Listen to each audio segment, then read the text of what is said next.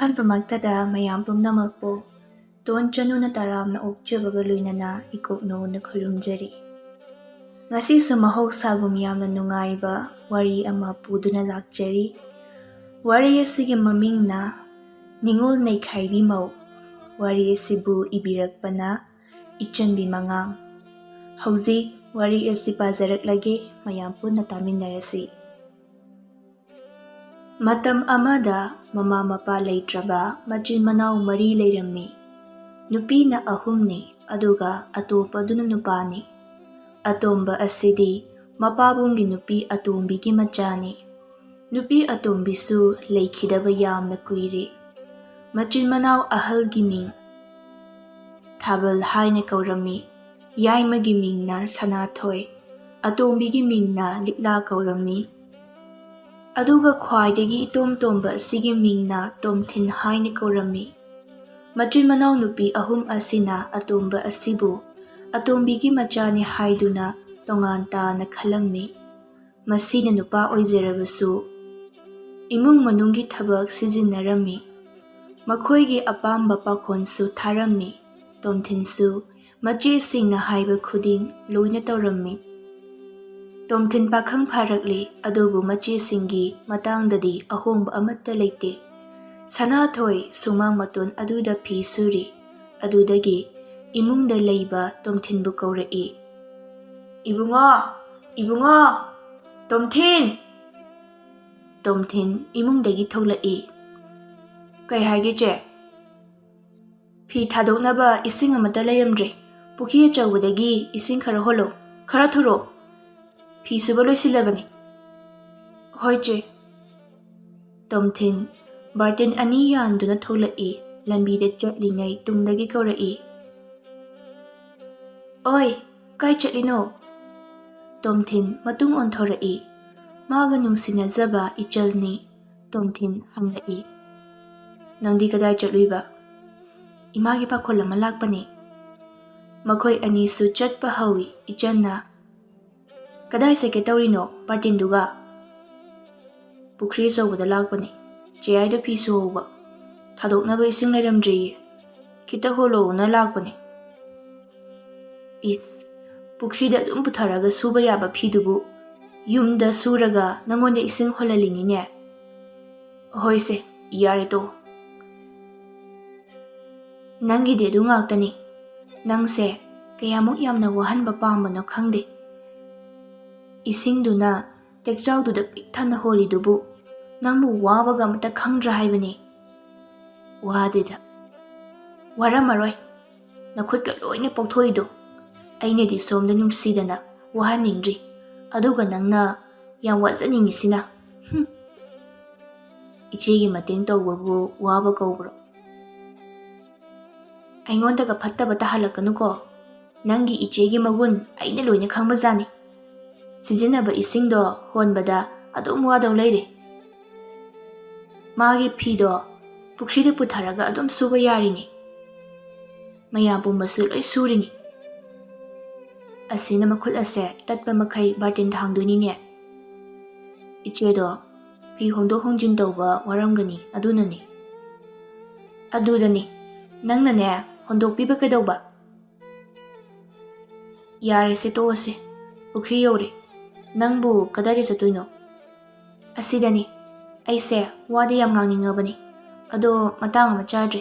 ꯑꯩ ꯆꯠꯂꯦ. ꯅꯪꯅꯦ ꯅꯈꯨꯠꯇꯣ ꯇꯠꯇ꯭ꯔꯤ ꯐꯥꯎꯕ ꯏꯁꯤꯡ ꯍꯣꯜꯍꯧꯔꯣ." ꯏꯆꯟ ꯆꯠꯈ꯭ꯔꯦ. ꯇꯣꯝꯊꯤꯟꯁꯨ ꯏꯁꯤꯡ ꯍꯣꯜꯂꯤ. ꯍꯥꯏꯕꯁꯨ ꯍꯥꯏꯕꯅꯤ, ꯍꯣꯟꯕꯗꯨ ꯑꯣꯟꯊꯣꯛꯅ ꯋꯥꯈ꯭ꯔꯦ. ꯕꯥꯔꯇꯤꯟ 2ꯗꯨꯅ ꯍꯪꯒꯠ ꯍꯟꯗꯥ ꯇꯦꯜ ꯑꯆꯧꯕ ꯑꯗꯨꯗ ꯍꯣꯜꯂꯤ. ꯍꯣꯟꯕ ꯂꯣꯏꯔꯗꯨꯅ ꯋꯥꯃꯟꯗꯅ ꯐꯃꯨꯡꯗ ꯉꯥꯏꯍꯥꯛ ꯍꯤꯞꯂꯤ. ꯇꯟꯖꯥ ꯑꯗꯨꯗ ꯃꯆꯦ ꯑꯇꯣꯝꯕꯤ ꯍꯜꯂꯛꯇꯨꯅ ꯍꯥꯏꯔꯛꯏ. "ꯑꯇꯣꯝꯕ, ꯉꯁꯥꯏꯅ ꯆꯥꯛ ꯊꯤꯔꯒ ꯂꯩꯔꯕꯅꯤ.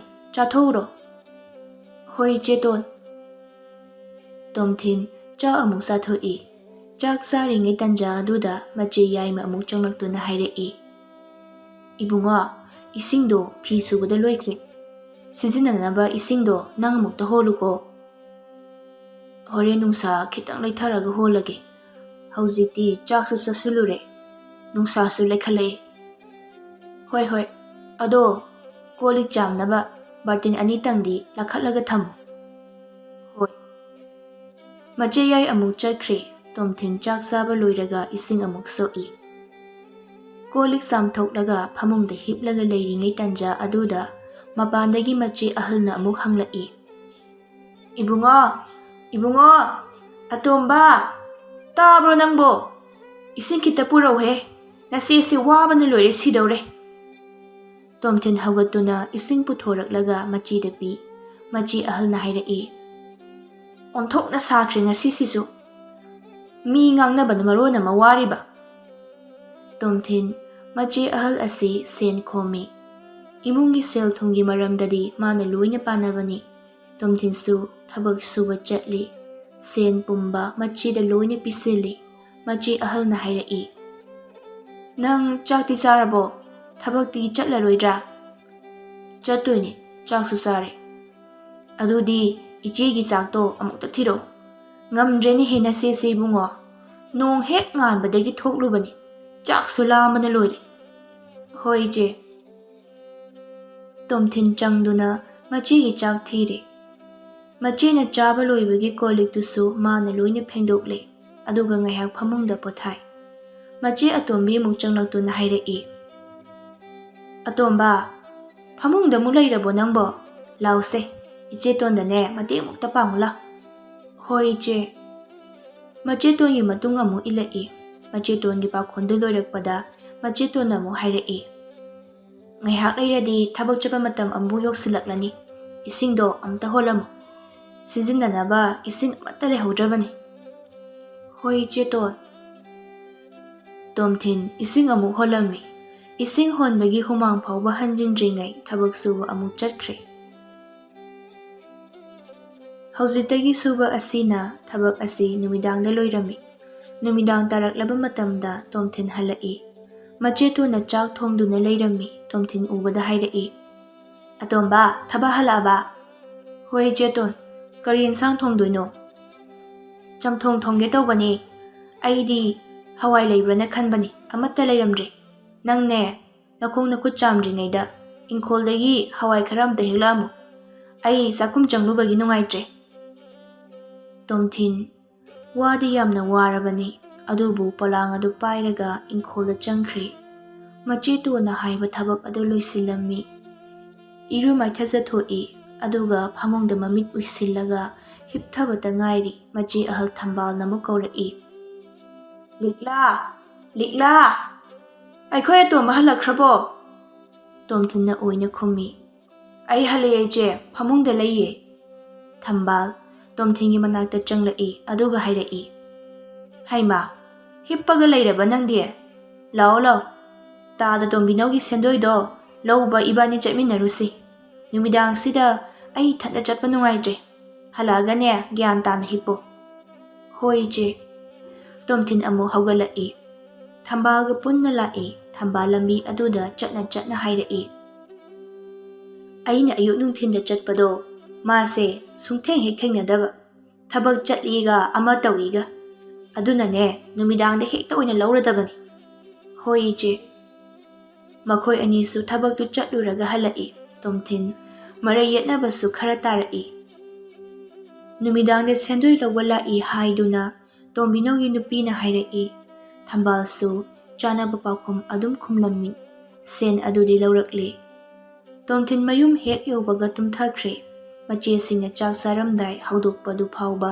ꯇꯥꯗꯅ ꯑꯍꯤꯡ ꯑꯗꯨꯃꯛ ꯇꯨꯝꯈ꯭ꯔꯦ ꯑꯁꯨꯝꯅ ꯇꯣꯝꯊꯤꯟ ꯉꯥꯏꯍꯥꯛ ꯐꯥꯎꯕ ꯄꯣꯊꯥꯕ ꯁꯪꯂꯝꯗꯦ ꯃꯌꯥꯝꯁꯨ ꯌꯥꯝꯅ ꯈꯪꯏ ꯇꯣꯝꯊꯤꯟꯒꯤ ꯊꯕꯛꯀꯤ ꯄꯩꯁꯥ ꯐꯪꯕ ꯅꯨꯃꯤꯠꯅꯤ ꯅꯨꯃꯤꯗꯥꯡꯗꯨ ꯃꯌꯥꯝ ꯄꯨꯟꯅ ꯆꯥꯛ ꯆꯥꯃꯤꯟꯅꯔꯤ ꯊꯝꯕꯥꯜꯅ ꯍꯪꯂꯛꯏ ꯑꯇꯣꯝꯕ ꯅꯪꯒꯤ ꯊꯕꯛꯀꯤ ꯄꯩꯁꯥꯗꯨꯅ ꯀꯝꯗꯧꯕ ꯄꯤꯔꯛꯑꯕꯅꯦ ꯏꯆꯦ ꯑꯩꯁꯨ ꯏꯆꯦꯗ ꯄꯤꯁꯤꯟꯒꯦ ꯇꯧꯔꯝꯕꯅꯤ ꯐꯔꯦ ꯐꯔꯦ ꯍꯌꯦꯡꯗꯤ ꯅꯪ ꯊꯕꯛ ꯆꯠꯇꯣꯏꯔꯣ ꯍꯌꯦꯡꯗꯤ ꯆꯠꯂꯔꯣꯏ ꯍꯥꯡꯆꯤꯠꯇꯒꯤ ꯑꯃꯨꯛ ꯆꯠꯀꯅꯤ ꯐꯔꯦ ꯐꯔꯦ ꯆꯥꯛꯇꯣ ꯆꯥꯔꯣ ꯊꯕꯛ ꯆꯠꯂꯨꯕꯒꯤ ꯋꯥꯔꯝꯂꯅꯤ ꯆꯥꯔꯒꯅꯦ ꯒ꯭ꯌꯥꯟ ꯇꯥꯅ ꯄꯣꯊꯥꯔꯨꯔꯣ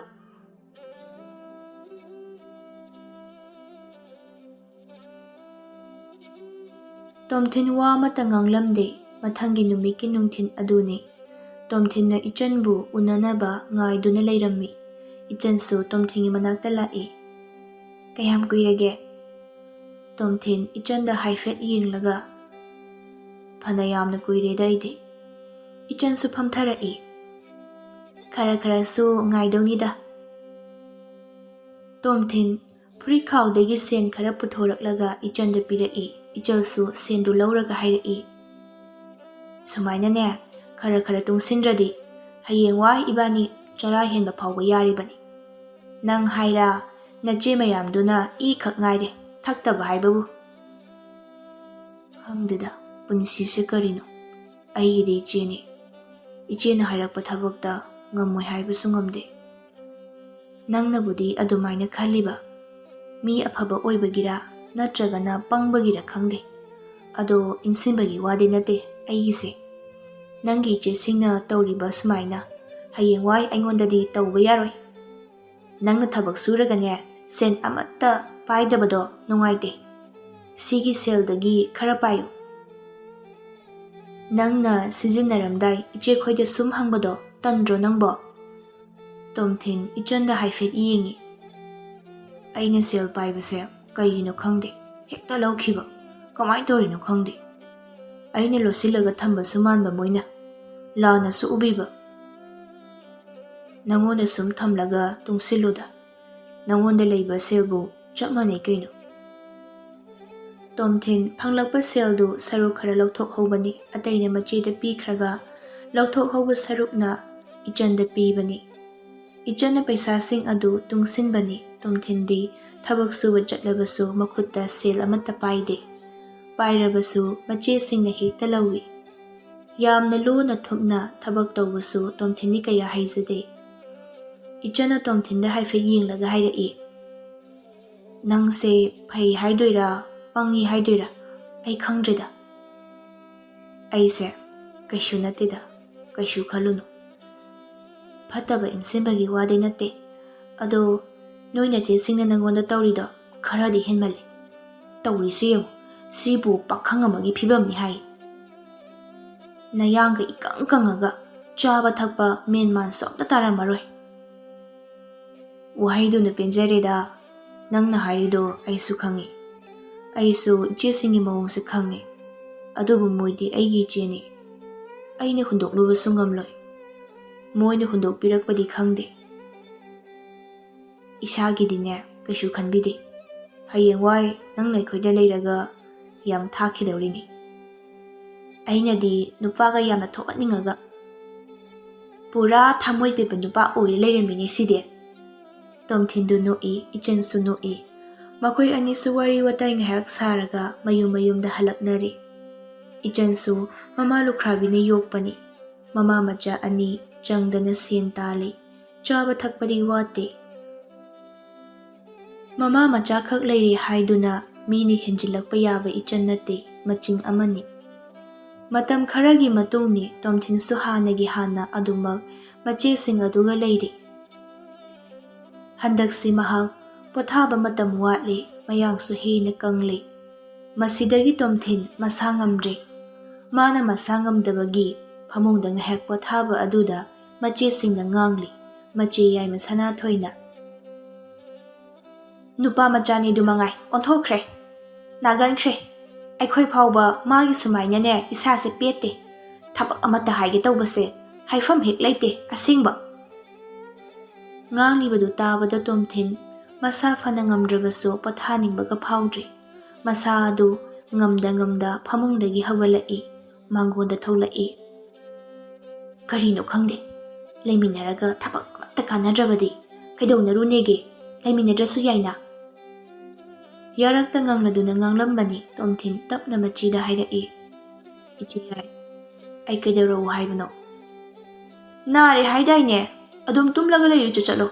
Ai loina honarage. Hauzikti phare. Ai kaidaro haibano.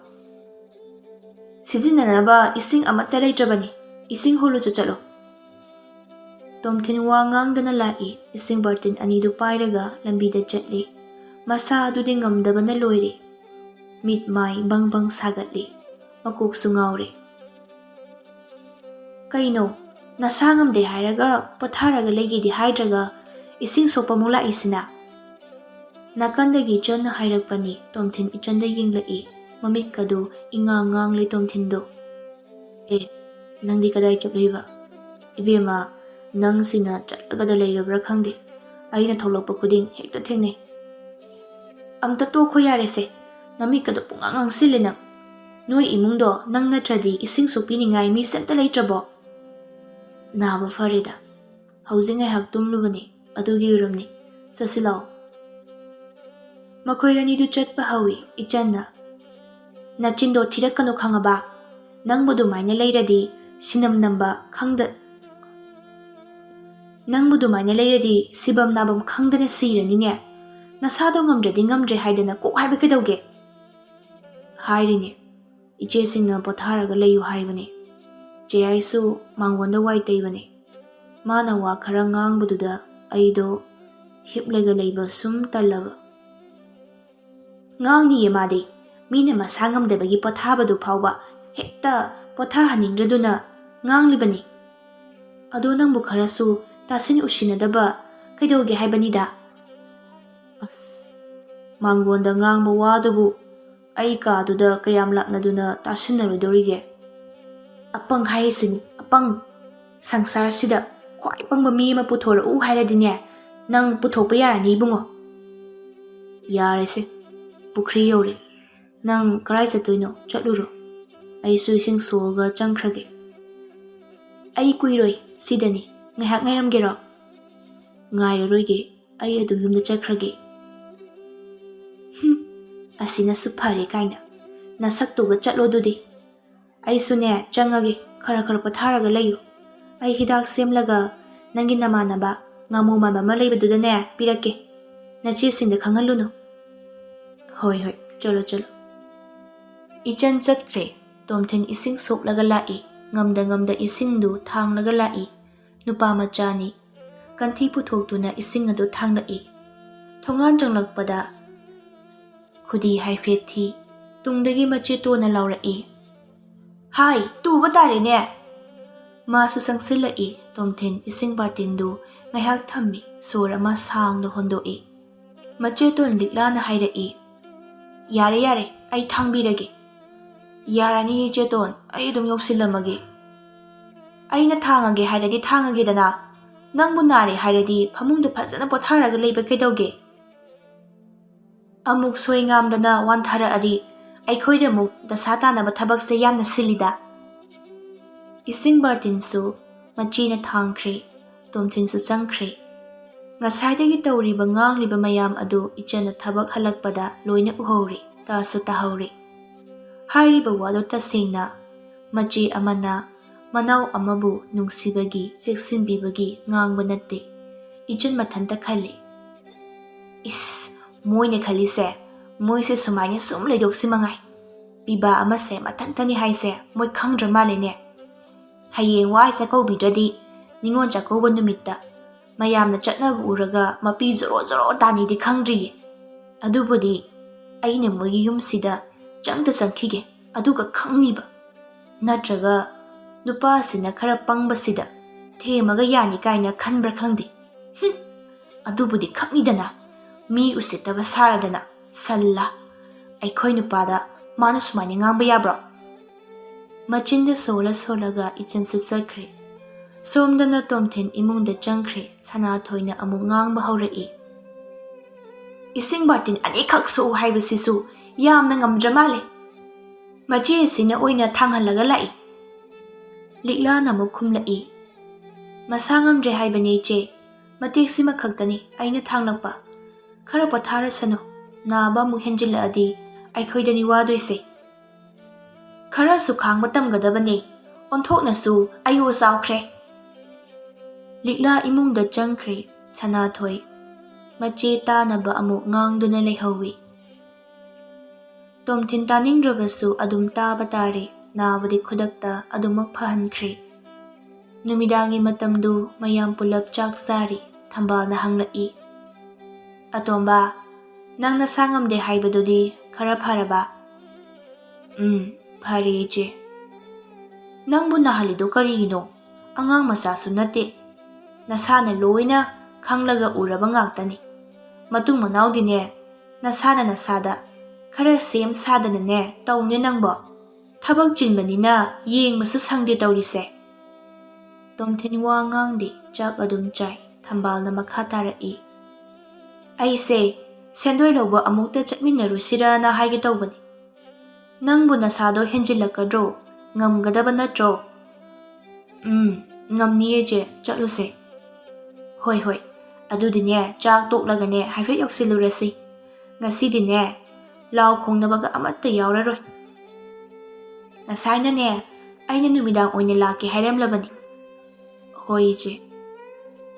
ꯆꯥꯛ ꯇꯣꯛꯂꯒ ꯁꯦꯟꯗꯣꯏ ꯂꯧꯕ ꯑꯃꯨꯛ ꯆꯠꯈ꯭ꯔꯦ꯫ ꯃꯊꯪꯒꯤ ꯅꯨꯃꯤꯠꯇ ꯇꯣꯝꯊꯤꯟꯒꯤ ꯃꯃꯥꯟꯅꯕ ꯈꯣꯏꯃꯨ ꯌꯨꯝꯗ ꯂꯥꯛꯏ꯫ ꯃꯥꯡꯒꯣꯟꯗ ꯂꯩꯔꯝꯕ ꯂꯤꯛꯂꯥꯗ ꯍꯥꯟꯅ ꯀꯧꯏ꯫ ꯏꯆꯦꯇꯣꯟ, ꯇꯣꯝꯊꯤꯟꯕꯨ ꯂꯩꯈꯤꯕ꯭ꯔꯣ? ꯈꯣꯏꯃꯨ, ꯑꯇꯣꯝꯕꯗꯤ ꯃꯆꯦ ꯌꯥꯏꯒꯤ ꯃꯅꯤꯡꯗ ꯊꯕꯛ ꯇꯧꯍꯧꯕꯅꯤ. ꯂꯩꯔꯝꯃꯨ, ꯑꯩ ꯀꯧꯔꯛꯑꯒꯦ꯫ ꯌꯥꯔꯅꯤ ꯆꯦ, ꯑꯩ ꯑꯗꯨꯝ ꯀꯧꯔꯒꯦ꯫ ꯍꯣꯏ, ꯅꯪ ꯀꯧꯔꯨꯔꯣ ꯑꯗꯨꯗꯤ꯫ ꯂꯤꯛꯂꯥ ꯂꯩꯍꯧꯔꯤ, ꯈꯣꯏꯃꯨ ꯂꯥꯛꯏ꯫ ꯇꯣꯝꯊꯤꯟ ꯂꯩꯕꯥꯛ ꯊꯨꯒꯥꯏꯗꯨꯅ ꯂꯩꯔꯝꯃꯤ꯫ ꯈꯣꯏꯃꯨ ꯃꯈꯣꯜ ꯈꯖꯤꯛ ꯍꯧꯔꯞꯅ ꯀꯧꯏ꯫ ꯀꯩꯅꯣ ꯌꯥꯝ ꯀꯟꯕꯩ ꯋꯥꯔꯣ? ꯅꯥꯏ ꯍꯥꯏꯔꯒ ꯊꯕꯛ ꯁꯨꯔꯒ ꯂꯩꯔꯝꯃꯤꯁꯤꯕꯣ? ꯅꯠꯇ꯭ꯔꯒꯅ ꯊꯕꯛ ꯐꯃꯟꯕꯒꯤ ꯑꯣꯏꯔꯖꯥꯠꯂꯥ? ꯇꯣꯝꯊꯤꯟ ꯍꯥꯏꯐꯦꯠ ꯌꯦꯡꯂꯝꯃꯤ, ꯑꯗꯨꯒ ꯈꯨꯝꯂꯛꯏ꯫ ꯅꯥꯕꯒ ꯅꯍꯥꯟꯅ ꯐꯔꯦꯗ꯫ ꯈꯣꯏꯃꯨ ꯁꯅꯥꯊꯣꯏꯗ ꯑꯃꯨꯛ ꯑꯣꯟꯁꯤꯜꯂꯒ, ꯏꯆꯦ ꯌꯥꯏ, ꯆꯥꯛ ꯏꯁꯤꯡ ꯎꯅꯔꯕꯣ? ꯎꯅꯔꯦ ꯈꯣꯏꯃꯨ, ꯅꯪꯗꯤ ꯆꯥꯛꯀ ꯆꯥꯔꯛꯑꯕꯣ? ꯍꯣꯏ, ꯆꯥꯔꯦ꯫ ꯑꯩꯈꯣꯏ ꯏꯃꯥꯅ ꯆꯝꯊꯣꯡ ꯊꯣꯡꯉꯦ, ꯑꯣꯟꯊꯣꯛꯅ ꯍꯥꯎꯈ꯭ꯔꯦ꯫ ꯏꯁꯧ ꯃꯆꯦꯠ ꯑꯃꯁꯨ꯫ ꯍꯣꯏ, ꯆꯥꯔꯦ꯫ ꯑꯩꯈꯣꯏ ꯏꯃꯥꯅ ꯆꯝꯊꯣꯡ ꯊꯣꯡꯉꯦ, ꯑꯣꯟꯊꯣꯛꯅ ꯍꯥꯎꯈ꯭ꯔꯦ꯫ ꯏꯁꯧ ꯃꯆꯦꯠ ꯑꯃꯅ ꯉꯥꯔꯧ ꯑꯣꯏꯔꯒ ꯑꯣꯏꯅꯝꯕ ꯑꯃ ꯌꯥꯎꯏ꯫ ꯑꯗꯣ ꯅꯅꯥꯎ ꯅꯨꯄꯥꯁꯦ ꯉꯥꯏꯍꯥꯛꯇ ꯋꯥꯏꯒꯦ, ꯀꯨꯏꯕꯗꯤ ꯀꯨꯏꯔꯣꯏ, ꯑꯗꯨꯒ ꯊꯕꯛꯁꯦ ꯃꯈꯥ ꯁꯝꯊꯍꯜꯂꯣ꯫ ꯇꯣꯝꯊꯤꯟꯅ ꯑꯣꯏꯅ ꯈꯨꯝꯂꯛꯏ꯫ ꯀꯩꯅꯣ, ꯅꯪꯅ ꯍꯥꯏꯗꯧ ꯋꯥꯗꯣ ꯁꯤꯗ ꯁꯨꯝ ꯍꯥꯏꯌꯨꯗꯅ꯫ ꯁꯤꯗ ꯍꯥꯏꯔꯁꯨ ꯌꯥꯗꯤ ꯌꯥꯕꯖꯥꯠꯅꯤ꯫ ꯀꯩꯅꯣ, ꯊꯕꯛ ꯌꯥꯝ ꯀꯜꯂꯕꯣ? ꯑꯩ ꯂꯥꯛꯑꯦ ꯐꯥꯎꯕ ꯉꯥꯏꯍꯥꯛꯇ ꯄꯣꯊꯥꯗ꯭ꯔꯤꯕꯁꯤꯕꯣ? ꯉꯥꯏꯍꯥꯛ ꯄꯣꯊꯥꯕꯗ ꯄꯠꯅꯤ ꯀꯥꯏꯅ ꯂꯩꯕ꯭ꯔꯣ? ꯈꯣꯏꯃꯨꯅ ꯉꯥꯡꯂꯤꯕ ꯋꯥꯉꯥꯡ ꯑꯗꯨ ꯁꯅꯥꯊꯣꯏꯁꯨ ꯀꯩꯅꯣꯝꯃ ꯐꯥꯎꯔꯗꯨꯅ ꯍꯥꯏꯔꯛꯏ꯫ ꯑꯇꯣꯝꯕ, ꯆꯠꯂꯨ, ꯅꯃꯥꯟꯅꯕ ꯂꯥꯛꯏꯁꯦ, ꯀꯩꯅꯣ ꯋꯥꯔꯤ ꯈꯔ ꯁꯥꯟꯅꯔꯨꯔꯣ꯫ ꯇꯣꯝꯊꯤꯟꯁꯨ ꯊꯕꯛꯇꯨ ꯂꯦꯞꯄꯤ꯫ ꯃꯈꯣꯏ ꯑꯅꯤ ꯋꯥꯔꯤ ꯁꯥꯔꯒ ꯇꯣꯝꯊꯤꯟꯒꯤ ꯀꯥꯗ ꯂꯥꯛꯏ꯫ ꯑꯅꯤꯃꯛ ꯐꯃꯨꯡ ꯃꯆꯤꯗ ꯐꯝꯊꯩ꯫ ꯅꯪꯕꯨ ꯅꯁꯥꯗꯨꯗꯤ ꯐꯔꯕ ꯃꯥꯟꯗꯦꯗ꯫ ꯈꯪꯗꯦꯗ, ꯐꯔꯦ, ꯑꯗꯨꯝ ꯐꯍꯟꯈ꯭ꯔꯦ꯫ ꯈꯣꯏꯃꯨ ꯈꯣꯟꯖꯦꯜ ꯈꯔ ꯇꯞꯊꯔꯒ ꯍꯥꯏꯔꯛꯏ꯫ ꯏꯕꯨꯡꯉꯣ, ꯅꯪ ꯑꯃ ꯅꯆꯦ ꯃꯌꯥꯝꯅ ꯑꯣꯠꯄꯗ ꯁꯤꯕꯝ ꯅꯥꯕꯝ ꯈꯪꯗꯅ ꯂꯩꯔꯝꯃꯅꯤ꯫ ꯑꯗꯨꯕꯨꯗꯤ ꯅꯤꯉꯣꯜ 3ꯅ ꯄꯥꯜꯂꯕꯅꯤꯅ ꯃꯣꯏꯅ ꯁꯛꯇꯤꯁꯦ ꯂꯣꯏꯅ ꯍꯦꯛꯇ ꯄꯥꯏꯁꯤꯜꯂꯝꯃꯅꯤꯅꯦ, ꯅꯠꯇ꯭ꯔꯣ? ꯌꯥꯔꯦꯁꯦ, ꯇꯣꯛꯑꯁꯤ꯫ ꯅꯃꯤꯠ ꯃꯅꯥꯁꯤꯁꯨ ꯉꯥꯛꯁꯪ ꯉꯥꯡꯈꯠꯂꯦ ꯇꯧꯔꯤꯁꯦ꯫ ꯁꯦ, ꯏꯆꯟꯅ ꯍꯤꯗꯥꯛ ꯄꯤꯔꯛꯄꯅꯤ, ꯑꯗꯨ ꯊꯛꯆꯤꯜꯂꯨ꯫ ꯍꯣꯔꯦꯟ ꯅꯨꯃꯤꯗꯥꯡꯗꯒꯤ ꯐꯕ ꯌꯥꯔꯕꯅꯤ꯫ ꯍꯣꯔꯦꯟ ꯅꯨꯃꯤꯗꯥꯡ ꯐꯥꯎꯕꯒꯤ ꯌꯥꯎꯔꯕꯅꯤ꯫ ꯆꯥꯛ ꯇꯣꯛꯑꯒ ꯊꯛꯑꯣ, ꯍꯌꯦꯡꯒꯤꯅꯅꯦ ꯍꯌꯦꯡ ꯑꯃꯨꯛ ꯄꯤꯔꯛꯑꯒꯦ꯫ ꯇꯣꯝꯊꯤꯟꯁꯨ ꯋꯥ ꯉꯥꯡꯗꯦ, ꯍꯤꯗꯥꯛꯇꯨ ꯆꯥꯡ ꯑꯣꯜꯂꯒ ꯈꯅꯥꯎꯗ ꯊꯣꯛ ꯍꯩꯖꯤꯜꯂꯤ, ꯑꯗꯨꯒ ꯁꯨꯒꯠꯂꯒ ꯍꯥꯏꯔꯛꯏ꯫ ꯑꯁ, ꯑꯣꯟꯊꯣꯛꯅꯁꯨ ꯈꯥꯈ꯭ꯔꯦꯍꯦ꯫ ꯑꯁ, ꯅꯥꯔꯒ ꯍꯤꯗꯥꯛ ꯑꯊꯨꯝꯕ ꯄꯥꯝꯃꯤꯔꯣ ꯅꯪ? ꯂꯩꯔꯗꯤ ꯄꯥꯝꯃꯤꯕ ꯇꯧꯔꯤꯁꯦ, ꯄꯥꯝꯃꯗꯤ ꯄꯤꯗꯣꯏꯅꯤ ꯍꯦꯛꯇ꯫ ꯌꯥꯔꯦ, ꯇꯥꯅꯤꯡꯗ꯭ꯔꯦ꯫ ꯈꯣꯏꯍꯤ ꯊꯛꯎ ꯀꯥꯏꯅ ꯍꯥꯏꯔꯛꯇꯧ ꯃꯥꯜꯂꯦ꯫ ꯅꯪꯁꯤꯃ ꯈꯪꯈꯤꯕꯁꯤꯅ꯫ ꯉꯥꯏꯍꯥꯛ ꯂꯩꯔꯒ ꯈꯣꯏꯃꯨ ꯆꯠꯈ꯭ꯔꯦ꯫ ꯃꯗꯨꯒꯤ ꯃꯇꯨꯡ ꯇꯣꯝꯊꯤꯟ ꯑꯃꯨꯛ ꯊꯕꯛ ꯁꯨꯈ꯭ꯔꯦ꯫ ꯅꯨꯃꯤꯠ ꯈꯔꯒꯤ ꯃꯇꯨꯡ ꯇꯣꯝꯊꯤꯟ ꯊꯕꯛ ꯆꯠꯇꯕ ꯅꯨꯃꯤꯠ ꯑꯃꯗ ꯏꯆꯟ ꯑꯃꯗꯤ ꯇꯣꯝꯊꯤꯟ ꯎꯅꯔꯝꯃꯤ꯫ ꯏꯆꯟꯅ, ꯅꯥꯕꯗꯤ ꯐꯖꯅ ꯐꯔꯕꯣ? ꯐꯔꯦ, ꯀꯩꯁꯨ ꯇꯧꯗ꯭ꯔꯦ꯫ ꯑꯗꯨꯕꯨ ꯑꯣꯏꯔꯗꯤ ꯐꯔꯦ꯫ ꯑꯗꯣ ꯅꯣꯏ ꯅꯆꯦꯁꯤꯡꯗꯨꯅ ꯇꯧꯔꯤꯗꯣ ꯈꯔꯗꯤ ꯍꯦꯟꯃꯜꯂꯤ꯫ ꯑꯩꯅꯦ ꯈꯥꯡꯂꯒ ꯂꯩꯕ ꯉꯝꯗꯦ꯫ ꯑꯩꯈꯣꯏꯗꯤ ꯅꯪꯁꯦ ꯅꯨꯡꯁꯤꯕꯅꯤꯅ ꯌꯥꯝ ꯅꯨꯡꯉꯥꯏꯅ ꯊꯝꯅꯤꯡꯉꯦ꯫ ꯀꯗꯥꯏꯗꯒꯤ ꯋꯥꯅꯣ ꯑꯃꯨꯛ ꯉꯥꯡꯉꯩꯗꯨꯅ? ꯀꯗꯥꯏꯗꯒꯤ ꯋꯥ ꯅꯠꯇꯦ, ꯂꯩꯀꯥꯏ ꯑꯃꯗꯅꯤ ꯄꯨꯂꯞ ꯂꯩꯃꯤꯟꯅꯔꯤꯁꯦ꯫ ꯌꯨꯝ ꯑꯃꯗ ꯇꯧꯕ ꯃꯑꯣꯡꯗꯣ ꯀꯩꯗꯧ ꯈꯪꯉꯣꯏꯗꯣꯏꯅꯣ? ꯑꯩ ꯈꯛꯇ ꯅꯠꯇꯦ, ꯂꯩꯀꯥꯏ ꯈꯨꯗꯤꯡ ꯂꯣꯏꯅ ꯈꯪꯕꯅꯤ꯫ ꯍꯣꯏ ꯍꯣꯏ, ꯈꯪꯁꯅꯨ ꯌꯥꯔꯦ꯫ ꯀꯩꯅꯣ ꯈꯪꯁꯅꯨ ꯍꯥꯏꯕꯕꯣ? ꯑꯗꯨꯕꯨꯗꯤ ꯌꯦꯡꯉꯨꯗꯅ, ꯑꯩꯅ ꯍꯦꯛ ꯂꯥꯛꯄꯒ ꯑꯍꯨꯝꯃꯛ ꯃꯔꯤꯟ ꯇꯦꯡꯒꯦ꯫ ꯍꯣꯏ ꯍꯣꯏ, ꯅꯪꯅ ꯍꯦꯛ ꯂꯥꯛꯂꯒ ꯂꯣꯏꯅ ꯁꯤꯟꯕ ꯍꯥꯏꯗꯨꯅꯤ꯫ ꯑꯩꯗꯤꯅꯦ ꯂꯥꯛꯅꯤꯡꯉꯕꯅꯤ꯫ ꯅꯪꯅ ꯋꯥꯔꯒ ꯂꯩꯕꯗꯣ ꯑꯩ ꯌꯦꯡꯕ ꯅꯨꯡꯉꯥꯏꯇꯦ꯫ ꯅꯪꯅ ꯅꯨꯄꯥ ꯊꯣꯛꯃꯟꯗꯕꯁꯤꯗ ꯑꯩꯅꯦ ꯋꯥꯒ ꯑꯝꯇ ꯍꯥꯏꯕ ꯉꯝꯗ꯭ꯔꯕꯅꯤ꯫ ꯍꯣꯏꯁꯦ ꯍꯣꯏꯁꯦ, ꯅꯪꯅꯇ ꯍꯦꯟꯅ ꯄꯪꯈꯟꯗ ꯈꯟꯖꯤꯜꯂ ꯇꯧꯔꯤꯁꯦ, ꯀꯩꯝ ꯈꯟꯖꯤꯜꯂꯨꯅꯨ꯫ ꯑꯗꯣ ꯅꯪꯒꯤꯗꯨ ꯉꯥꯛꯇꯅꯤ, ꯅꯪꯁꯦ ꯑꯩꯗꯤ ꯅꯨꯄꯥꯕꯨ ꯃꯥꯟꯁꯤꯜꯂꯛꯇ꯭ꯔꯦ꯫ ꯀꯣꯟꯅꯅꯦ ꯐꯔꯛ ꯑꯃꯨꯛ ꯇꯥꯅꯗꯅꯅꯦꯀꯣ꯫ ꯑꯗꯨ ꯉꯥꯛꯇꯅꯤ ꯅꯪꯗꯤ, ꯅꯪꯁꯦ ꯑꯩꯗꯤ ꯅꯨꯄꯥꯕꯨ ꯃꯥꯟꯁꯤꯜꯂꯛꯇ꯭ꯔꯦ, ꯀꯣꯟꯅ ꯑꯃꯨꯛ ꯐꯔꯛ ꯇꯥꯅꯔꯛꯇꯅꯀꯣ꯫ ꯀꯔꯤꯅꯣ ꯅꯪ ꯉꯥꯡꯉꯤꯗꯨꯕꯣ? ꯇꯥꯅꯤꯡꯗꯦꯀꯣ꯫ ꯃꯈꯣꯏ ꯑꯅꯤꯁꯨ ꯑꯁꯨꯝ ꯋꯥꯔꯤ ꯁꯥꯈ꯭ꯔꯦ꯫ ꯇꯣꯝꯊꯤꯟꯒꯤ ꯃꯑꯣꯡ ꯃꯇꯧꯗ ꯍꯦꯟꯅ ꯐꯤꯕꯝ ꯁꯣꯛꯆꯤꯜꯂꯛꯄ ꯑꯗꯨ ꯏꯆꯟ ꯌꯦꯡꯕ ꯉꯝꯗ꯭ꯔꯦ꯫ ꯃꯁꯤꯗꯒꯤ ꯃꯈꯣꯏ ꯑꯅꯤ ꯆꯦꯜꯂꯁꯤ ꯍꯥꯏꯗꯨꯅ ꯆꯦꯜꯂꯝꯃꯤ꯫ ꯅꯨꯄꯤ ꯃꯌꯨꯝꯅ ꯊꯨꯅ ꯍꯣꯡꯕ ꯄꯥꯝꯃꯤ ꯍꯥꯏꯔꯛꯏ ꯂꯤꯛꯂꯥꯅ꯫ ꯃꯇꯥꯡ ꯃꯇꯝ ꯀꯔꯤꯝꯇ ꯈꯪꯗꯕ ꯑꯉꯥꯡ ꯑꯁꯤꯕꯨ ꯀꯔꯤꯅꯣ?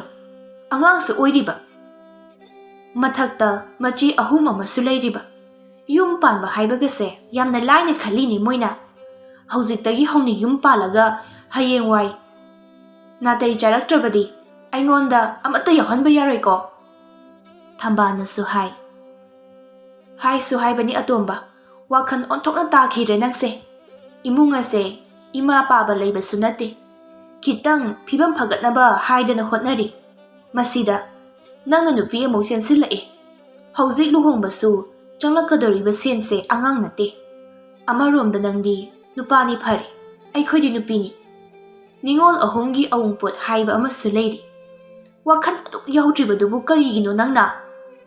ꯅꯠꯇ꯭ꯔꯒ ꯅꯪꯅ ꯄꯨꯊꯣꯛꯂꯔꯣꯏ ꯍꯥꯏꯗꯨꯅ ꯄꯪꯇꯧꯗ ꯇꯧꯔꯕ꯭ꯔꯥ? ꯀꯔꯤꯅꯣ ꯈꯪꯗ꯭ꯔꯦꯅꯦ ꯇꯧꯔꯤꯁꯦ꯫ ꯁꯅꯥꯊꯣꯏꯁꯨ ꯃꯄꯥꯟꯗꯒꯤ ꯉꯥꯡꯂꯒ ꯆꯪꯂꯛꯏ꯫ ꯀꯔꯤꯕꯨ ꯈꯟꯕꯅꯣ ꯈꯪꯗꯦꯅꯦ, ꯑꯩꯈꯣꯏꯗꯤꯅꯦ ꯋꯥꯒ ꯉꯥꯡꯗꯧꯕꯒ ꯇꯟꯕ ꯑꯃ ꯌꯥꯎꯔꯦꯗ꯫ ꯃꯆꯦ 3 ꯂꯩꯔꯤꯕꯁꯦ ꯃꯆꯦ ꯑꯣꯏꯅꯒ ꯎꯗ꯭ꯔꯕ꯭ꯔꯥ ꯈꯪꯗꯦ꯫ ꯃꯌꯨꯝ パンꯊꯣꯛꯈ꯭ꯔꯒ ꯂꯣꯏꯔꯦ ꯀꯥꯏꯅ ꯈꯜꯂꯕ꯭ꯔꯥ ꯈꯪꯗꯦꯅꯦ ꯃꯀꯣꯛ ꯑꯁꯤꯗ꯫ ꯀꯔꯤ ꯊꯣꯛꯑꯦ ꯍꯥꯏꯗꯨꯅ ꯇꯧꯖ ꯁꯥꯔꯤꯅꯣ? ꯑꯁꯨꯝꯅ ꯈꯔ ꯉꯥꯡ ꯈꯔ ꯆꯩ ꯂꯨꯍꯣꯡꯕꯗꯨꯗꯤ ꯂꯣꯏꯁꯤꯟꯈ꯭ꯔꯦ꯫ ꯏꯆꯟꯗꯤ ꯃꯈꯣꯏꯅ ꯍꯦꯟꯖꯤꯜꯂꯛꯄ ꯌꯥꯕ꯭ꯔꯥ ꯍꯥꯏꯗꯅ ꯃꯨꯛꯇꯅ ꯂꯩꯈ꯭ꯔꯕꯅꯤ꯫ ꯃꯥꯒꯤ ꯇꯧꯐꯝ ꯊꯣꯛꯄ ꯊꯕꯛꯇꯤ ꯑꯗꯨꯃꯛ ꯇꯧꯏ꯫ ꯄꯥꯈꯣꯟ ꯁꯤꯔꯛꯄꯁꯨ ꯃꯥ ꯑꯗꯨꯝ ꯌꯥꯏ꯫ ꯅꯣꯡꯃ ꯆꯥꯛ ꯆꯥꯔꯤꯉꯩ ꯃꯇꯝꯅꯤ ꯏꯆꯟꯅ ꯑꯋꯥꯠ ꯑꯄꯥ ꯌꯦꯡꯂꯤ꯫ ꯉꯔꯥꯡꯁꯤ ꯇꯣꯝꯊꯤꯟꯒꯤ ꯁꯦꯜ ꯐꯪꯕ ꯅꯨꯃꯤꯠꯅꯤ꯫ ꯊꯝꯕꯥꯜꯅ ꯍꯪꯂꯛꯏ꯫ ꯑꯇꯣꯝꯕ, ꯅꯪꯒꯤ ꯊꯕꯛꯀꯤ ꯁꯦꯜꯗꯨꯅ ꯀꯃꯥꯏꯅ ꯇꯧꯕ? ꯏꯆꯟꯅ ꯑꯣꯏꯅ ꯄꯥꯎꯈꯨꯝꯗꯨ ꯄꯤꯈ꯭ꯔꯦ꯫ ꯑꯩꯅ ꯄꯥꯏꯔꯤ ꯏꯅꯝꯃ, ꯀꯩꯗꯧꯔꯒꯦ? ꯑꯆꯤꯟꯕ ꯁꯤꯖꯤꯟꯅꯒꯗꯕ ꯂꯩꯕ꯭ꯔꯣ? ꯍꯥ, ꯀꯩꯁꯨ ꯇꯧꯗꯦꯗ꯫ ꯃꯍꯧꯁꯥꯅ ꯑꯩꯈꯣꯏ ꯑꯇꯣꯝꯕꯅ ꯁꯦꯟ ꯐꯪꯕꯁꯦ ꯑꯩꯉꯣꯟꯗ ꯁꯨꯝ ꯄꯤꯕ, ꯑꯗꯨꯒꯤ ꯍꯪꯕꯅꯤ꯫ ꯏꯅꯝꯃ, ꯍꯧꯖꯤꯛꯇꯤ ꯑꯩꯈꯣꯏꯁꯨ ꯌꯨꯝ ꯑꯃ ꯄꯥꯜꯂꯕ ꯍꯥꯏꯗꯨꯅꯤ꯫ ꯗꯔꯀꯥꯔ ꯇꯥꯕ ꯃꯇꯥꯡꯗꯒꯤ ꯀꯔꯤꯒꯨꯝꯕ ꯃꯆꯥ ꯃꯁꯨꯗ ꯁꯤꯖꯤꯟꯅꯅꯤꯡꯕ ꯃꯇꯝ ꯑꯗꯨꯝ ꯂꯥꯛꯀꯅꯤ꯫ ꯑꯗꯨꯒꯤ ꯁꯦꯟ ꯈꯔꯁꯨ ป้ꯥꯏꯗꯕ ꯌꯥꯗꯕ꯫ ꯅꯅꯥꯎ ꯅꯨꯄꯥ ꯍꯥꯏꯔꯥ ꯃꯈꯨꯠꯇ ꯂꯨꯄꯥ ꯑꯃꯠꯇ ꯄꯥꯏꯔꯝꯗꯦ꯫ ꯑꯩꯅ ꯄꯨꯔꯛꯂꯒ ꯃꯐꯤ ꯃꯔꯣꯟ ꯑꯃꯠꯇ ꯂꯩꯔꯝꯗ꯭ꯔꯦ ꯍꯥꯏꯗꯅ ꯍꯟꯗꯛ ꯈꯔ ꯂꯩꯔꯨꯔꯦ꯫ ꯑꯩꯈꯣꯏꯅ ꯗꯔꯀꯥꯔ ꯑꯣꯏꯕ ꯈꯨꯗꯤꯡꯒꯤ ꯏꯅꯝꯃꯅ ꯄꯤꯅꯤ ꯍꯥꯏꯔꯕꯗꯤ ꯑꯩ ꯁꯦꯜꯗꯣ ꯏꯅꯝꯃꯗ ꯄꯤꯔꯛꯂꯒꯦ꯫ ꯊꯝꯕꯥꯜ ꯆꯥꯛ ꯆꯥꯔꯝꯕꯗꯨ ꯍꯧꯒꯠꯈ꯭ꯔꯦ꯫ ꯌꯥꯔꯦ ꯌꯥꯔꯦ, ꯅꯣꯏ ꯑꯗꯨꯝ ꯄꯥꯏꯖꯔꯣ꯫ ꯂꯩꯍꯧꯔꯤꯕ ꯅꯨꯄꯤ ꯑꯅꯤꯗꯨꯁꯨ ꯌꯦꯡꯅꯩ꯫ ꯏꯆꯟꯅ ꯑꯃꯨꯛ ꯍꯪꯂꯛꯏ꯫ ꯏꯅꯝ ꯌꯥꯏ, ꯏꯅꯝꯇꯣꯟ, ꯀꯔꯤ ꯑꯋꯥꯠ ꯑꯄꯥ ꯂꯩꯔꯤ? ꯀꯔꯤ ꯍꯥꯞꯄꯛꯈꯣꯒꯦ? ꯌꯥꯔꯦ ꯌꯥꯔꯦ, ꯑꯩꯒꯤꯁꯨ ꯌꯥꯔꯅꯤ ꯑꯣꯛꯑꯦ꯫ ꯃꯈꯣꯏ ꯑꯅꯤꯁꯨ ꯍꯧꯒꯠꯈ꯭ꯔꯦ꯫ ꯇꯣꯝꯊꯤꯟ ꯇꯨꯃꯤꯟꯅ ꯂꯩꯔꯝꯃꯤ꯫ ꯏꯆꯟ ꯊꯣꯛ ꯍꯦꯛ ꯐꯝꯊꯔꯛꯂꯒ ꯀꯔꯤ ꯊꯣꯛꯏ ꯍꯥꯏꯗꯨꯅ ꯉꯥꯡꯖ ꯁꯥꯔꯤꯅꯣ? ꯌꯨꯝ ꯑꯃ ꯄꯥꯟꯕ ꯍꯥꯏꯁꯦ ꯊꯥꯊꯥꯒꯤ ꯃꯑꯣꯡꯗꯧꯅ ꯍꯌꯦꯡꯋꯥꯏ ꯆꯤꯔꯕ ꯃꯇꯝꯗꯗꯤ ꯂꯩ ꯂꯩꯗꯅ ꯆꯦꯟꯈꯤꯅꯤꯅꯦ꯫ ꯃꯒꯨꯟ ꯈꯪꯂꯕ ꯉꯥꯛꯇꯅꯤ ꯑꯩꯅ꯫ ꯇꯣꯝꯊꯤꯟꯁꯨ ꯀꯩꯁꯨ ꯈꯨꯝꯗꯦ꯫ ꯅꯪꯗꯤ ꯆꯥꯈꯤꯔꯣꯏꯗ꯭ꯔꯣ? ꯆꯥꯔꯗꯕꯅꯤ, ꯆꯥꯛ ꯂꯥꯝꯕꯅ ꯂꯣꯏꯔꯕꯅꯤ ꯑꯩꯁꯨ꯫ ꯆꯥꯔꯣ ꯆꯥꯔꯣ, ꯑꯩ ꯉꯥꯏꯕꯤꯔꯒꯦ꯫ ꯏꯆꯟꯁꯨ ꯆꯥꯛ ꯆꯥꯔꯦ꯫ ꯇꯣꯝꯊꯤꯟꯅ ꯉꯥꯏꯕꯤꯔꯦ꯫ Mache ahumna Tomthinda ngaihak phauba pothahandana pakhon sibagi phibam adu ichansu uri. Mahak ahenba wa hairude. Karigumba kanda Tomthingi mahut mana taurage haiduna mahut sinjinduna tauba yawi. Tomthingi kadani ichanna sigi punsi mahingse oire. Nang ngahandagi yamna pamjana hinglamise. Kadaurage mo. Nangi adugi kadaurage haibaduni. Aina khoidau saugoloktuise. Tauriba mayamse namittu udro. Matung manau hairakanu. Hek hairadine ipamda chatkidawni aidi. Hoi hoi ai hairaroiba. Natte nangu pothaba matam lairibra haibane. Thabak achaubadagi hauraga macha phauba ngaihakta phamba sanglamloi. Imalu khrabiduna yumdagi inkholdagi hotnaba mayamdo nongmada sumaya pakhon side. Matam lemdana isase phauba sen talibane. Hoise to yare kaidaurage. Moisu nongmadi maraina wakhan tajasane. Karaidagi wakhan tabano. Moisidine khonghalaga khangadabani. Ai sum yenglibani. Moise sum henjilabani. Nongmagi numit amani Sanathoi phi mayam ama puthoklaga sumangda leiri ichansu insang semba jamnaba haiduna leiri. Thongandagi Tomthin mache tuni pakhon ama chatluraga halai. Tomthin ubada Sanathoi na hairai. Atomba iche phi suge isingse konararoi nang khita holamo. Ichanna hairai. Inama iche thaba hai pukrida phi loine sohobani. Phido pukhrido ni putharaga subiruro. Naupana phido pukhri phauba puthazarani. Aduga mana sizinanaba isingdo oine honjarani. Adu oiradi wasu wanadre matamsu khara kallani. Sanathoi Tomthinda haifet yinglammi. Yare yare aine phise ai adum pukhrida puthazakhrage. Asi haraga phi sugadabagi mapot mache mayam adu loine putharaga thokre. Ichansu chatkiba Sanathoida sugasalli.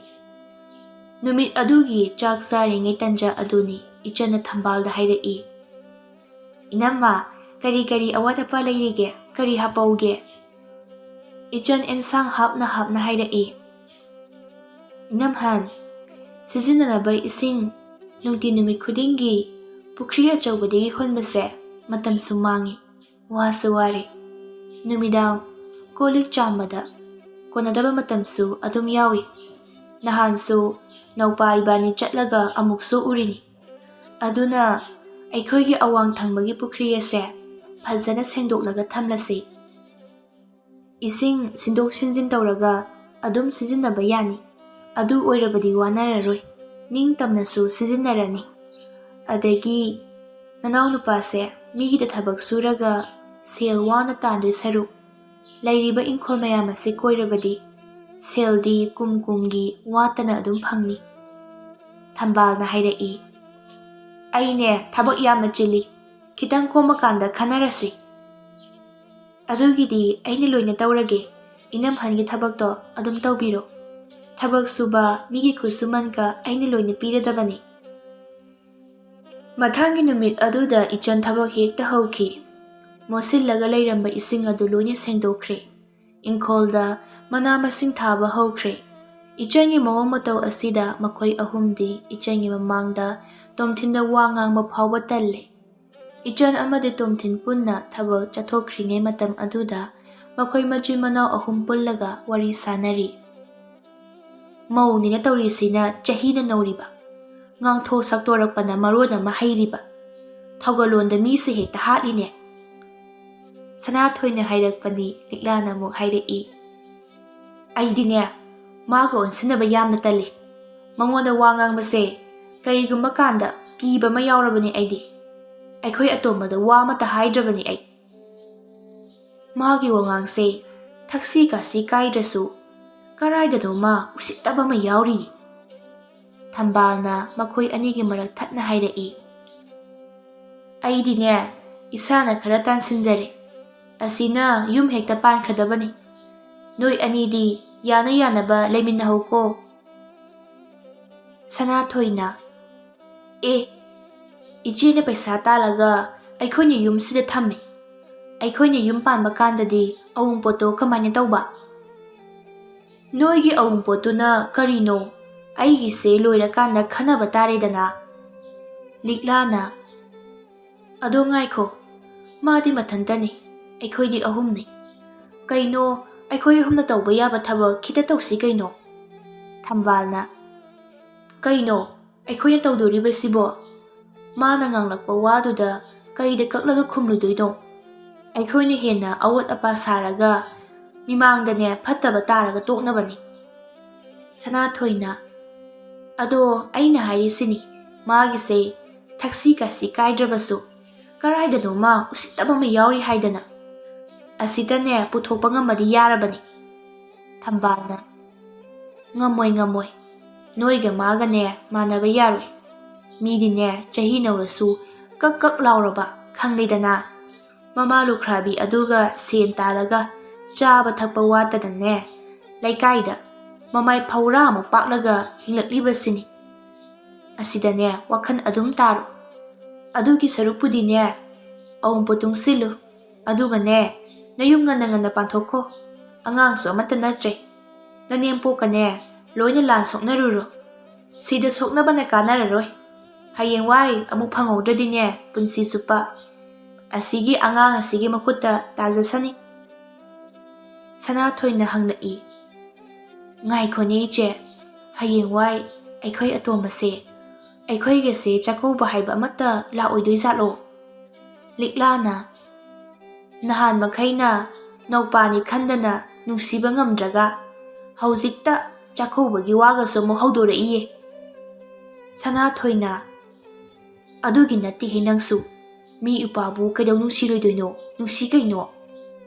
ꯊꯝꯕꯥꯜꯅ ꯍꯥꯏꯔꯛꯀꯅꯤ, ꯃꯧ ꯑꯁꯦ ꯑꯔꯥꯏꯕ ꯅꯠꯇꯦ, ꯍꯥꯏꯗ꯭ꯔꯕꯗꯤꯅꯦ ꯃꯤꯅ ꯋꯥ ꯃꯊꯛ ꯊꯪꯂꯛꯀꯅꯤ ꯍꯥꯏꯗꯅꯅꯦ ꯍꯥꯏꯐꯝ ꯊꯣꯛꯄꯗꯨꯗꯤꯅꯦ ꯍꯥꯏꯔꯛꯀꯅꯤ꯫ ꯂꯥꯛꯅꯤꯡꯉꯒꯅꯦ ꯑꯗꯨꯗ ꯍꯦꯛ ꯂꯥꯛꯎ꯫ ꯃꯈꯣꯏ ꯑꯍꯨꯝꯁꯨ ꯑꯁꯨꯝ ꯋꯥꯔꯤ ꯁꯥꯟꯅꯈ꯭ꯔꯦ꯫ ꯇꯣꯝꯊꯤꯟꯁꯨ ꯈꯔ ꯅꯨꯡꯉꯥꯏꯅ ꯂꯩꯔꯦ, ꯃꯁꯥꯗꯤ ꯃꯅꯤꯡ ꯇꯝꯕꯒꯤ ꯃꯑꯣꯡꯗ ꯈꯜꯂꯤ꯫ ꯃꯤꯒꯤꯗ ꯊꯕꯛ ꯁꯨꯕꯁꯨ ꯆꯠꯇ꯭ꯔꯦ, ꯏꯪꯈꯣꯜ ꯀꯣꯏꯗꯨꯅ ꯁꯦꯟ ꯇꯥꯜꯂꯝꯃꯤ꯫ ꯑꯁꯨꯝꯅ ꯑꯃ ꯍꯣꯡꯈꯤ, ꯑꯅꯤ ꯍꯣꯡꯈꯤ, ꯅꯤꯡꯉꯣꯜ ꯑꯍꯨꯝꯃꯛ ꯃꯌꯨꯝ ꯄꯥꯟꯈ꯭ꯔꯦ꯫ ꯃꯁꯤꯗꯒꯤ ꯌꯨꯝꯗ ꯃꯈꯣꯏ ꯑꯅꯤꯈꯛꯇ ꯉꯥꯏꯍꯧꯔꯦ꯫ ꯍꯌꯦꯡ ꯑꯁꯤ ꯆꯩꯔꯥꯎꯕꯅꯤ꯫ ꯃꯆꯦꯁꯤꯡ ꯂꯥꯛꯀꯅꯤ ꯍꯥꯏꯗꯨꯅ ꯇꯣꯝꯊꯤꯟꯅ ꯉꯥ ꯑꯆꯧꯕ ꯑꯃ ꯊꯣꯡꯉꯤ꯫ ꯏꯆꯟꯁꯨ ꯆꯥꯛꯈꯨꯝꯗ ꯀꯔꯤ ꯀꯔꯤꯅꯣ ꯃꯌꯥꯝ ꯑꯃ ꯁꯤꯜ ꯂꯥꯡꯂꯤ꯫ ꯉꯥꯏꯍꯥꯛꯀꯤ ꯃꯇꯨꯡꯗ ꯂꯤꯛꯂꯥ ꯌꯧꯁꯤꯜꯂꯛꯏ꯫ ꯑꯇꯣꯝꯕ,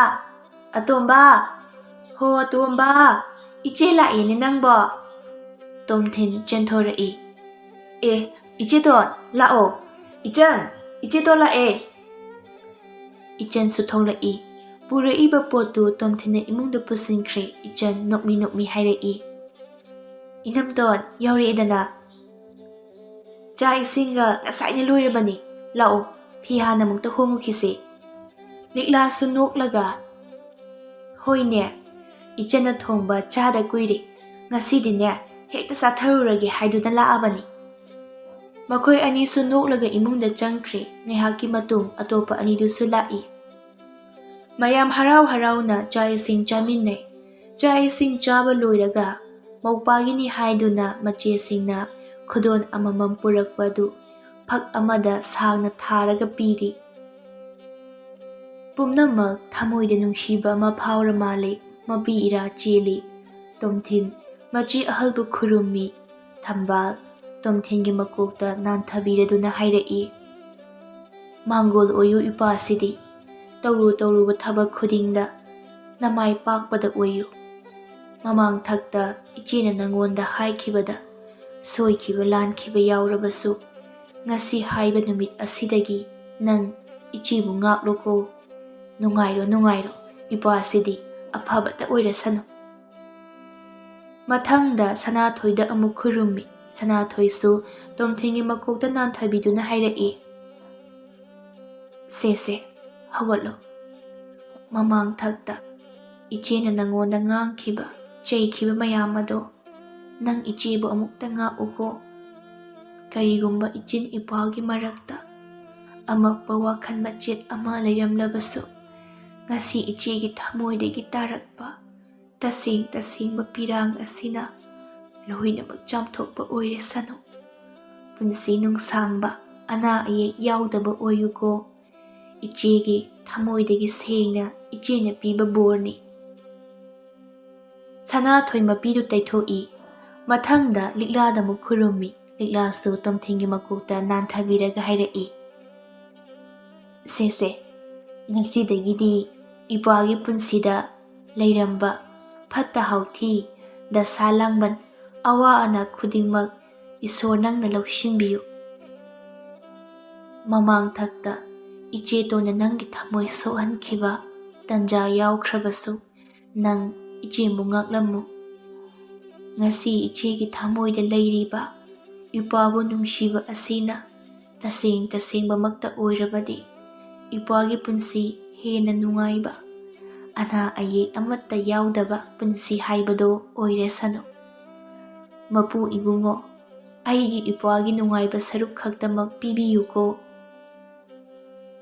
Leiriba makhoi punna loina kappa loiraga mayam hai khoktuna harau chaminnai. Ichasu manam masingna asuna taurakpa asina hena harauzai. Mayam pulap nungsinana kainari numidangi matam aduni.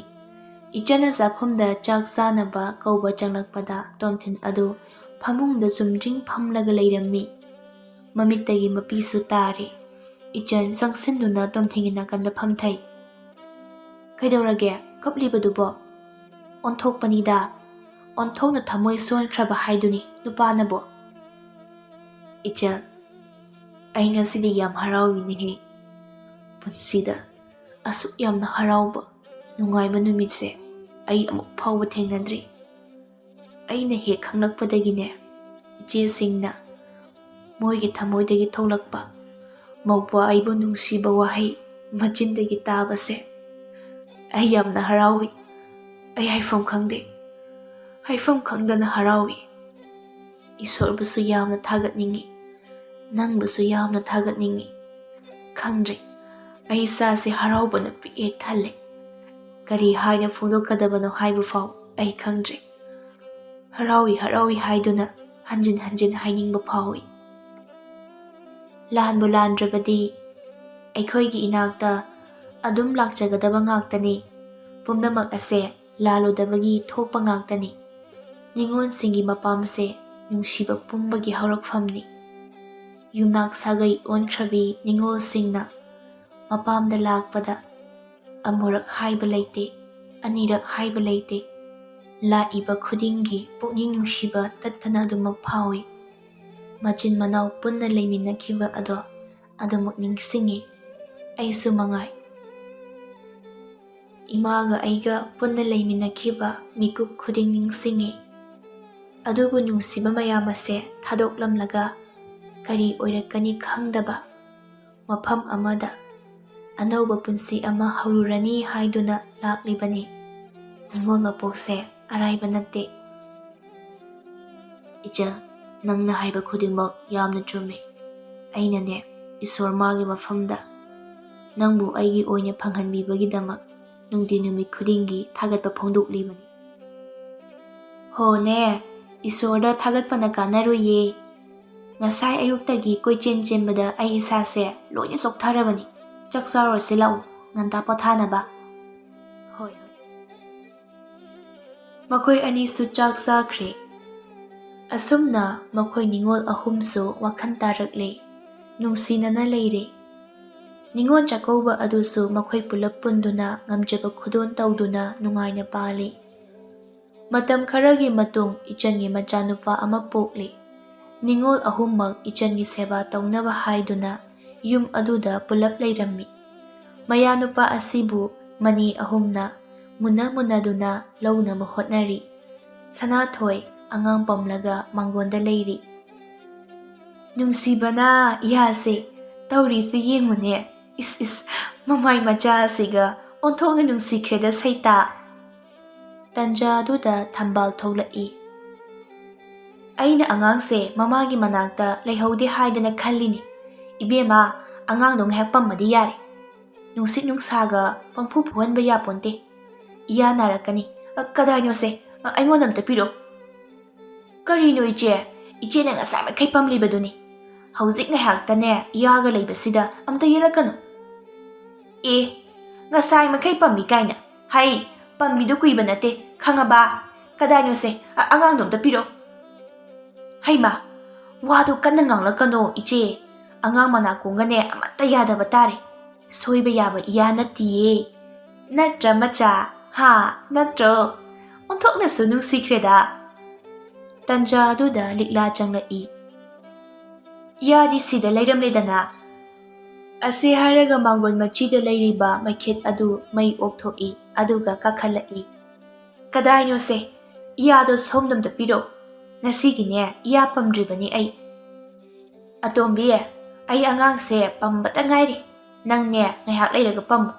Iche na piyu haiba phawba pijibani ay. Hay ma, ado ngayhak pamadi yari dana. Ay amuk pamage. Nasino magine pamdribani ay di. Ho ngayhak layraga pammo ba ngayhak layraga. Thambal na amuk hayrai. Atombi nang lamda chatlubani. Iruludradinya angang pamba yaroy. Angang narakani.